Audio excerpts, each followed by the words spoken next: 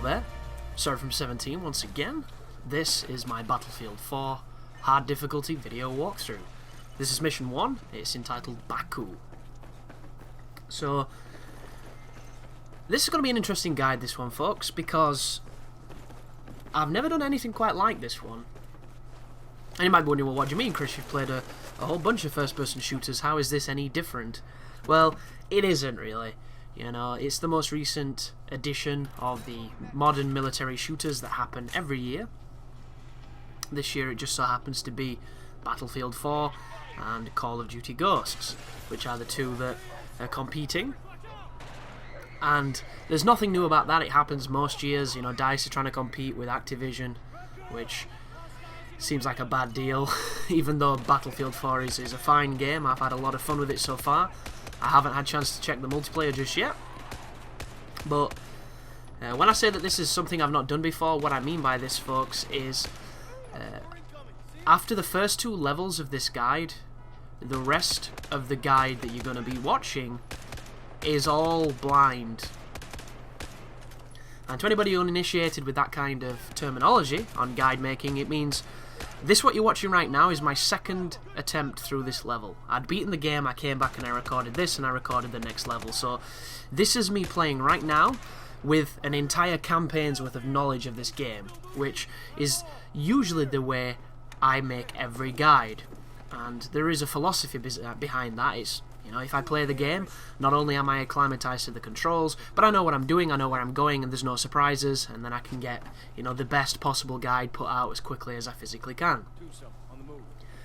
On this guide is going to be different in that response, because after these first 2 levels, it's going to be my first playthrough, and you might wonder why I decided to do this, why I chose to do this, and why I changed. The answer is very simple, and hopefully it'll give people some solace.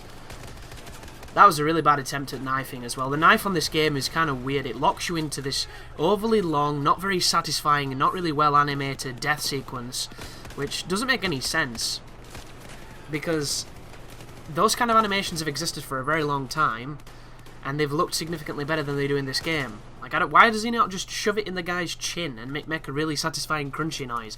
Instead, it like flicks his nipple and messes with his keys, and then, like, it looks bad. But the thing that should give you hope anyhow, as if you get to the area that I just was in then and throw a grenade, you will kill all the enemies that spawn. The spawns in this game are extremely easy to predict because they don't change. They're permanent spawns, they're set there for game balance, easy to exploit when you know where they are. But I decided to do it the way that I recorded it because of this game's difficulty. This is on hard, which is the hardest difficulty on the game, and it is probably the easiest first-person shooter I've ever played. I died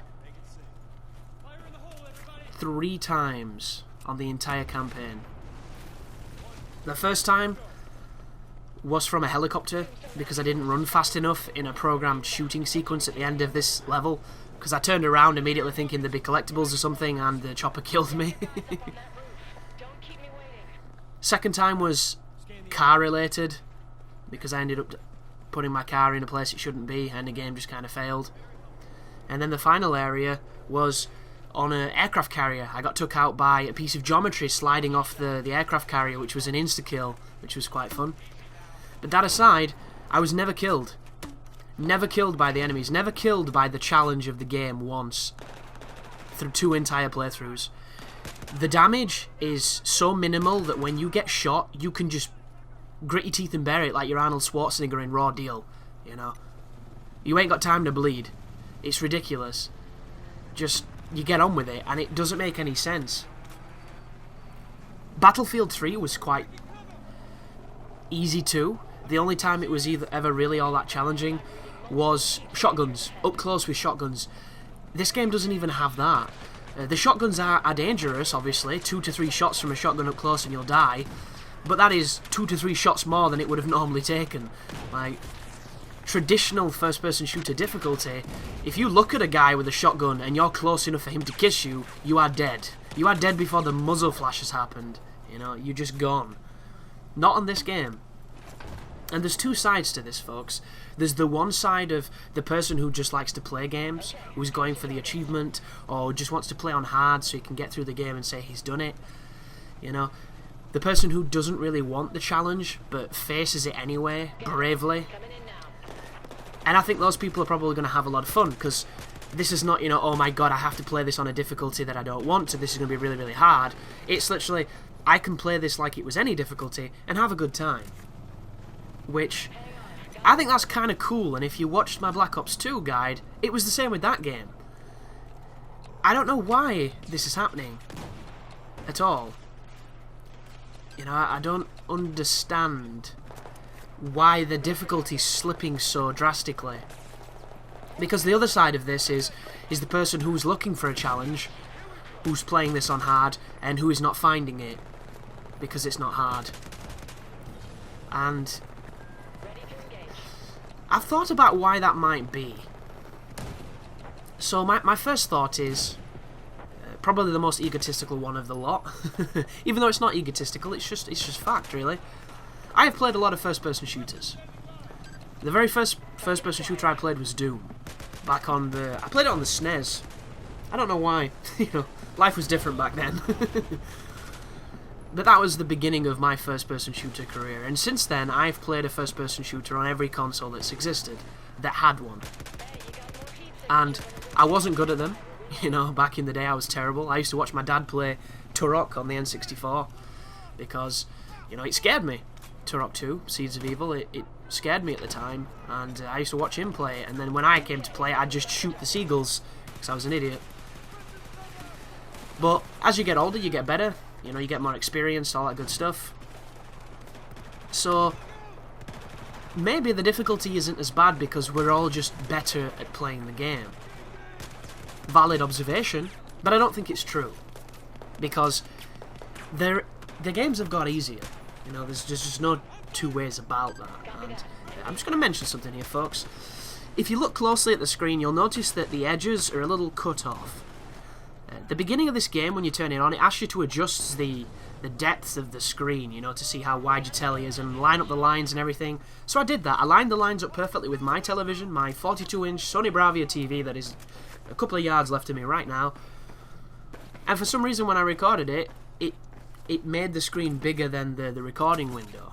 And what happens is, when I cropped it to try and make it look more presentable, to get rid of the black lines and everything on, you know, on the video, there was no happy medium. There was no getting all the screen in without black lines happening.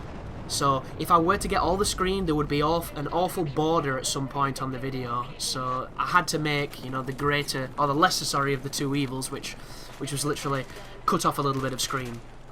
But on the right, all you're missing is my ammo count and my life. And I really like it on this game that it shows you how much HP you've got. It's regenerating life, as it is with most modern games, but at the same time it's got this really old school hook of having, you know, that's how much HP you have, that's how much cross you have. And you can see it regenerating, so you can see how fast it regenerates, you can see when you're about to die. There's none of the guessing games of, oh, I'm fucked, I'm gonna die. You can see it. Like right now, I have, is it 17 life? And that started regenerating. And I love that. It seems so silly and so small and so slight, but I think that's great. Because when you play games as passionately as a lot of people do, as passionately as I certainly myself do, you get fascinated by the details, by the nuance and the small things, the technical things. You know, some are big, some are small. And it's things like that that I'm always curious about, the little algorithms, the little, you know, programming, the little bits of script and code that control when you die, that control how fast your life regens, you know, all the metagame and information. That's the things that really fascinate me now, because, you know, once you've played games for a decent amount of time, the graphics are great, but you're so used to looking at really pretty things that pretty things just aren't enough. It evolves and it progresses with your tastes and your feelings and what have you. So I think that little touch is great. I think it's really interesting and decent. I love the fact that they've got the multiplayer bonuses popping up on the screen when you get headshots and when you kill people. You know, the hit marker when you shoot a person that I believe Call of Duty 4 was the progenitor of, that's now permeating gaming. That's coming up, and it's a feedback loop. It's a feedback to tell you you're doing something you're supposed to be doing, and I think it makes it really satisfying.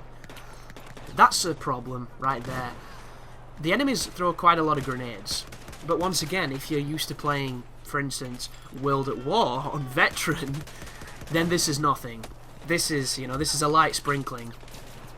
But one way that this differs to World at War is the grenades destroy things. And one of the coolest and you know, most annoying at times aspects of the feature that is the Frost engine, or the Frostbite engine, is the fact that every grenade is potentially ruining your cover. And if this game was challenging, and if you did die in 1 to 2 bullets, you know, like you do in those early Call of Duties on Veteran, then that would be a big concern.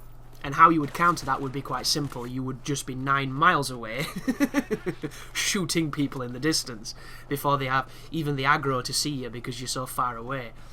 But you don't need to do that. And once again, two-sided sword when this is concerned, because the one aspect, you can run and gun, you can enjoy yourself, you can play the way you want to play, as opposed to the, you know, perpetually sitting behind a chest-high wall waiting for your life to come back so you can bob up, kill 2 people and bob back down and regen again, which is kind of the repetitive sequence of the more difficult first-person shooters in current gen.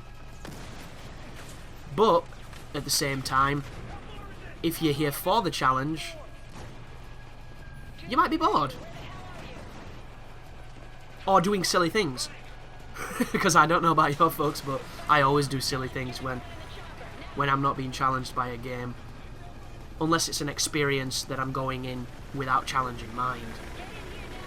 You don't play Journey on its hardest difficulty because you can't walk faster in the sand. You know, you can't have the scarf flap any harder than it already does. It's not how things work. But you might have noticed a handful of transitions happening, especially if you've played the game, you'll be spotting them, because this is not how the game plays out. In my walkthroughs, I remove all the cutscenes, I remove all the downtime. I try to make it as streamlined and as accessible as possible, so that it only has the gameplay you need help with, as opposed to the waiting sequences and the loading and the saving and all the screens that essentially waste yours and my time.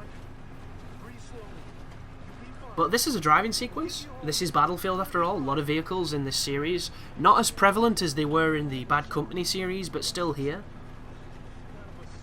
I do think coming in the third person view of the car kind of kills the tension.